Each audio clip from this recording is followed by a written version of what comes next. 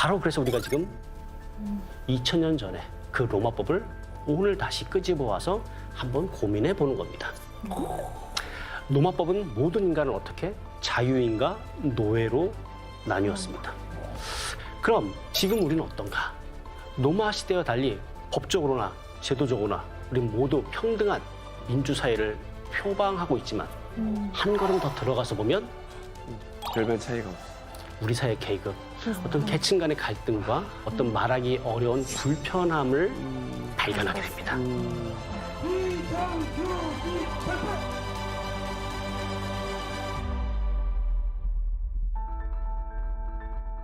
그래서 오늘날 우리 사회에서 노골적으로 드러내지 않지만 분명히 뭐가 존재한다? 불평등과 불의를 어떤 직시하는 사람들은 쉬지 않고 사회 변혁에 목소리를 높이고 있습니다. 위대한 인간의 역사는 끊임없이 불의한 상황을 이겨내려는 몸부림으로 쓰여왔습니다. 하지만 그 과정은 어떻습니까? 너무나 힘들고 피곤합니다. 그러니까 살아나가기 위해 감당할 일도 많은데 어떤 공동의 목표를 가지고 일사불란하게 단 하나의 투쟁에 몰두하기를 기대하기도 어렵습니다.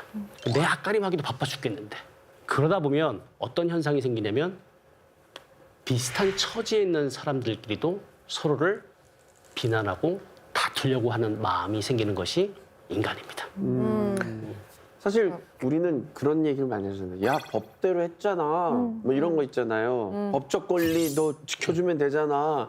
이런 말이 사실은 진짜 무섭고 세상 바꾸기가 너무 어려운 거예요. 참 이게 완벽한 게 아니야, 법이. 법이 있어서. 근데 우린 다 법으로만 어떻게 하려고 하잖아. 법대로 해, 법대로. 네. 이렇게. 법조인들끼리 모였을 때 제일 힘들어하는 용어가 뭔지 아세요? 법대로 해. 법대로 한다는 겁니다. 그러면은 쌤, 저희는 이제 우리는 어떻게 해서 자유를 찾을 수가 있을까요? 이렇게 너무 어려워요, 지금. 힘들고 교묘하고. 그렇죠. 교활하고. 그래서 제가 여러분들에게 제안하고 얘기하고 싶은 건 바로 이런 겁니다. 그 로마법의 어떤 그 액면만 보면 불평등한 법처럼 보입니다. 그렇죠? 하지만 거꾸로 로마법이 무엇을 진정으로 의미했던가, 그리고 인간과 자유의 가치를 보았는가라고 생각하면 또 다른 것들을 느낄 수가 있습니다. 로마법은 인간 곧 자유로울 때 진정 인간다울 수 있고 자유란 무엇? 원하는 대로 살 수 있는 것이라는 점을 역설적으로 강조하고 있습니다. 그렇다면 지금 우리는 어떻게 자유로울 수 있을까? 법으로만 해결될 수 있는 것이 아닙니다. 어쩌면 이 불평등한 사회에서 우리가 자유를 찾는 길은 지위와 계층을 구분하지 않고 사람 대 사람으로 우정을 나누는 것뿐 다른 방법이 없다고 생각될 때가 많습니다. 그러기 위해서는 우리 자신부터 먼저 돌아봐야 될 것들이 참 많습니다. 저부터. 네. 여러분은 우리 사회의 진정한 자유인입니까? 그렇다면 자유인으로서 권리와 책임에 대한 의식을 가지고 살아가고 있습니까?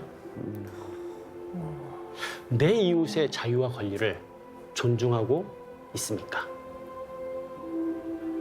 저부터 어떤 순간, 어느 순간 갑으로 존재하지 않았는지 성찰해보고 싶습니다. 맞아. 지금 말씀 하나하나를 저희가 지금 꼭 와. 씹어서 좀 오랫동안 생각을 점점 더 많이 하게 만드시는 것 와. 같아요. 좀 전 세계적으로 봤을 때도 올 한 해가 경제적 자유나 뭐 정치 혹은 전쟁, 뭐 재난 이런 걸로 사람들이 자유를 박탈당한 사람 너무 많잖아요. 맞아요.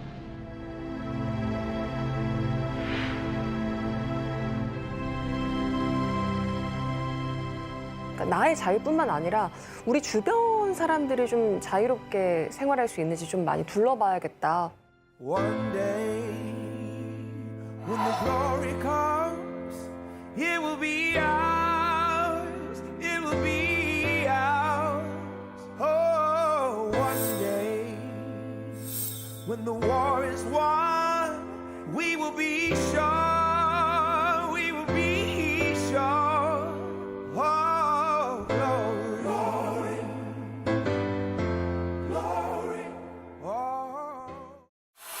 그러면 오늘 어떤 날이에요? 크리스마스. 성탄절입니다. 네. 다시 이제 성탄에 대한 얘기를 우리 좀 해야 됩니다. 성탄이 라틴어로 어떻게 하는지 아십니까? 성탄 뭘까? 크리스마스. 세인트 그거 크리스마스. 아니야? 크리스마스? 성탄은 라틴어로 디에스 나탈리스. 디에스 나탈리스. 디에스는 라틴어로 날이라는 뜻이에요. 날? 날. 탄생을 의미하는 나탈리스라는 단어. 디에스 나탈리스. 성탄이라는 디에스 나탈리스. 의미가 나오는데 그래서 오늘 성탄, 탄생의 날, 디에스 나탈리스. 그래서 성탄은 예수가 세상에 온 날입니다.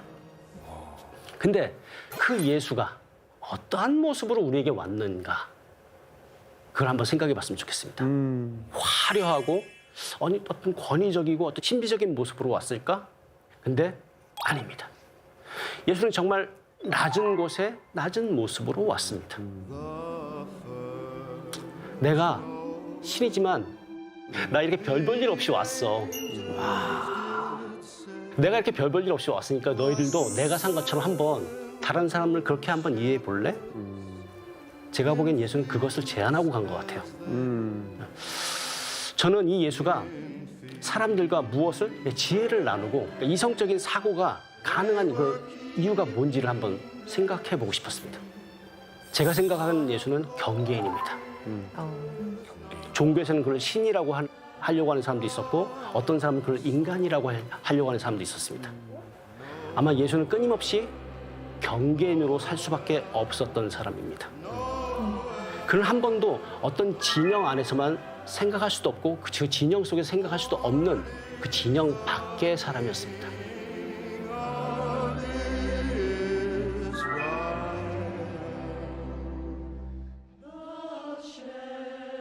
지금 우리가 오늘 이 시간에 로마법을 공부한 이유도 우리가 그 경계인의 입장에서 생각해 봐야 됩니다. 어떤 진영에도 소속해 보지 못한 그 사람의 입장이 되어 본다면 너가 지금 겪고 있는 그 어려움에 대해서 나는 쉽게 판단하고 단지할 수 없을 겁니다. 그때 우리는 무엇? 인간다움이란 무엇인지를 생각해 볼 수가 있게 되는 겁니다.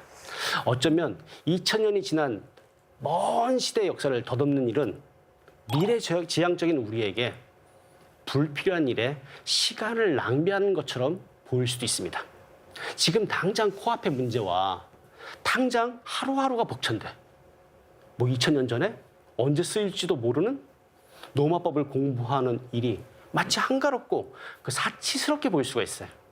하지만 당장의 끼니와 고민만 해결하고 산다면 우리는 매일 허덕이고 작은 바람에도 그 뿌리째 흔들리게 될 겁니다.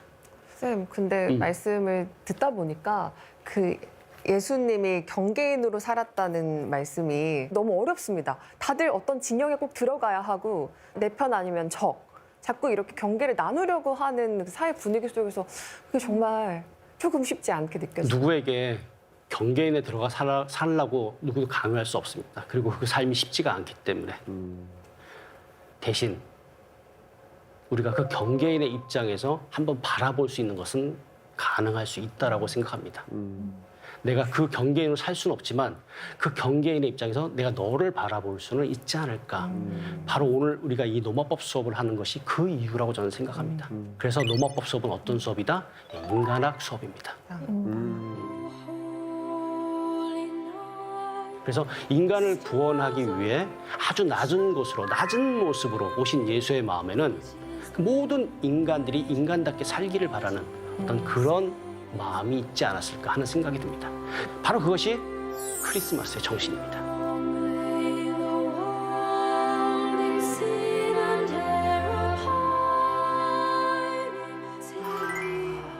제가 로마인들의 라틴어 문구를 여러분에게 소개하면서 네. 오늘 강의를 마무리할까 합니다. 좀 있어 보이지 않을까요?